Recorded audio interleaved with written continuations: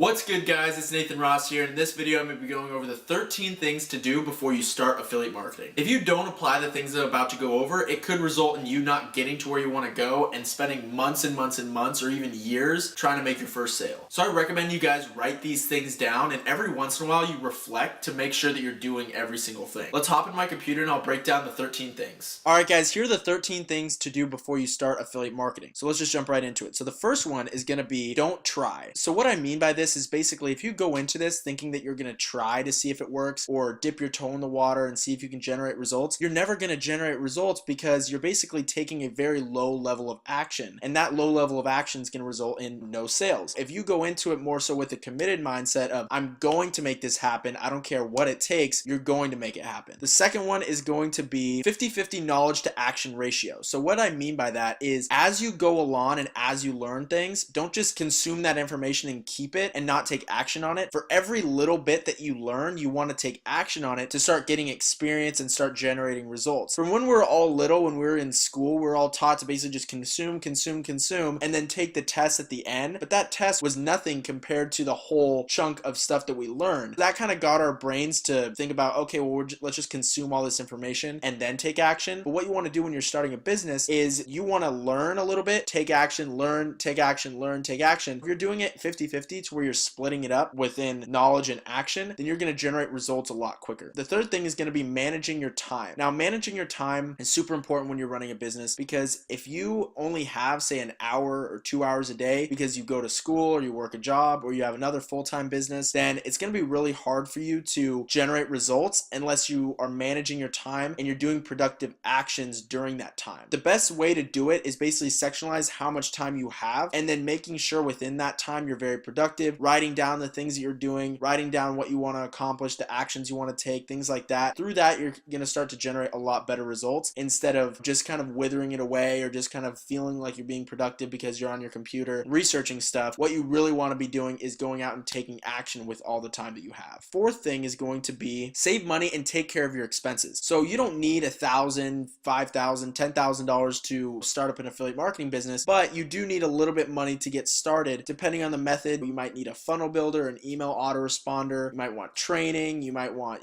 ads, whatever it might be. And so you're going to need a little bit of money. So it's important that you save up some money and then also take care of your other expenses like your bills, your rent, whatever it is. Just because if you go into it with a little bit of money and all these bills coming up to it, what it's going to result in is you being very emotional with your money, which is what you don't want to do. When you're emotional with your money, you'll take the shortcuts, you'll try to go the cheapest way, you won't go the right way. But if you take care of all your expenses, you have a little bit of money saved up to invest into it, if you lose $50 here or $100 there, I mean, yeah, you don't want to lose 50 or $100, but you know that it's all a part of the process and that you're generating results, more so on the back end, and you're developing those skill sets to generate those results come the time. It's really important that you have that built up to where you're not going into it where you're just trying to make as much money as possible, because honestly, that's going to cut corners and not get you the best results. So the fifth thing is going to be to audit your circle. What I mean by this is basically audit the people that are surrounding you all the time, whether it's your friends, your family, a loved one, whatever it might be, because the thing is that they have a lot of influence over you. And if they see that you're working on business or whatever, and they're like, oh, why are you doing that? Oh, that's a scam. Oh, that's not going to work, whatever. Even if you believe it's going to work, over time, people of influence around you talking negatively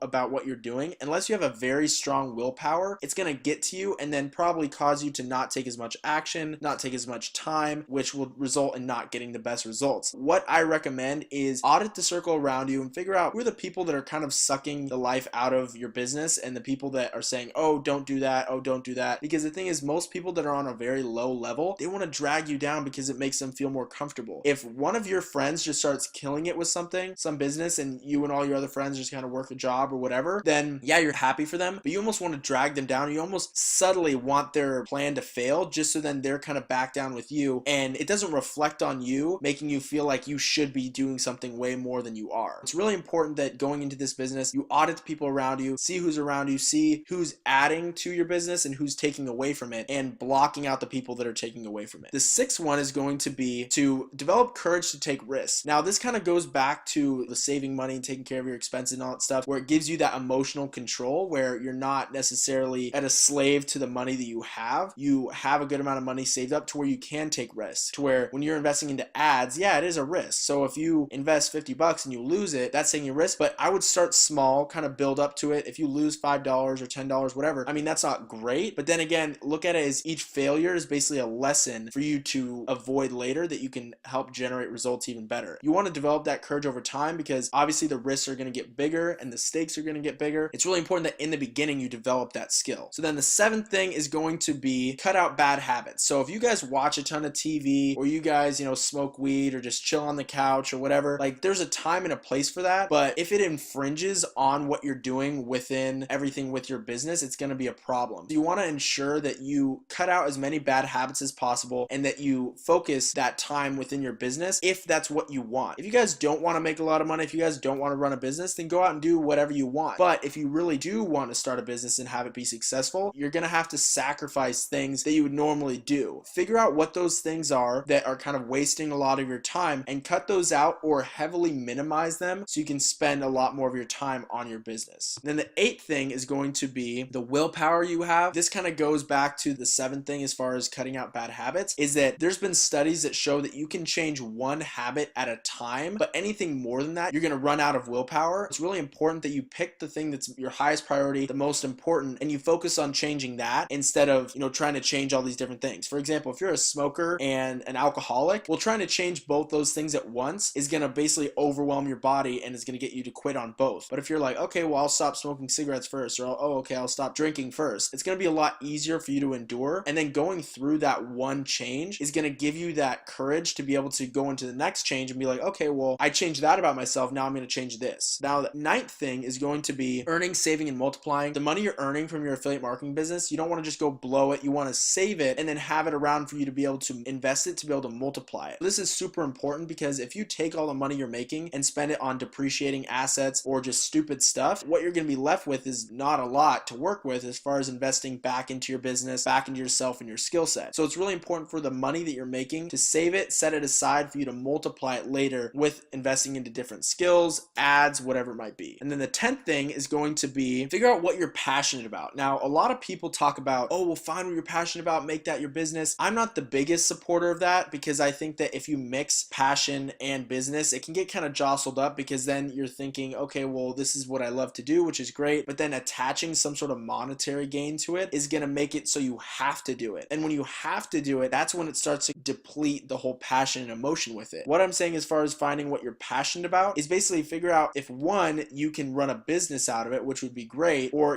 figure out what you want to do with that, or make it be a why. And so if it's a why, it's basically like, oh, I love to do photography. I don't want a photography business, but if I have an affiliate marketing business that's crushing it and making tons of money, then I can go out and spend more time taking pictures and not have to be at my job. The 11th thing is going to be find your competitors. So it's really important to, when you figure out what your niche is, your product, what affiliate marketing business you're going down, figure out who your competitors are to see what they're doing to generate the results and how you can implement those things into your own business. The 12th thing is to analyze what they're doing. What I was saying in the last point is if you see that someone's making really good money or they're generating tons of sales or they're growing their social media a ton or whatever it might be, figure out what kind of posts they're doing or what kind of ads they're running. When you look on that back end type stuff, you're going to really see how you can implement that into your business to do something similar, to emulate it, to be able to get similar results. And then the last thing is going to be find where your niche flocks to. So this could be a forum, a blog, a Facebook group, where basically your niche goes to find information and engage with other people that are within your niche. This is really important because one, it's going to give you a lot of market and product research, and then also it's an opportunity for you to either place ads on that website or that platform, or be able to engage, build those relationships, and then sell your products to those people. Those are the 13 things to do before you start affiliate marketing. Let's take it back to the video. Those are the top 13 things you need to get done before starting affiliate marketing, and honestly, really any online business. Like I said previously, you should be doing these things as you go. Don't get into a state where because you didn't do 4 and 8 on the list, you're not going to take action. A powerful lesson that I've learned along my business journey is action will always give you an answer. And so if you're uncertain about something, take action immediately. Whether it's a positive or a negative result, you're going to learn something. That's it for the video, guys. I hope you guys got a lot of value out of it. If you did, make sure to drop a like. And if you're new to the channel, make sure to subscribe and hit the notification bell to be notified when I post more money-making content. If you guys have any questions about these 13 things or how to apply them, drop a comment below as I respond to all comments. If you want more one-on-one help, feel free to DM or email me. Those will be in the description. Until then, I'll see you guys in the next one. Take it easy.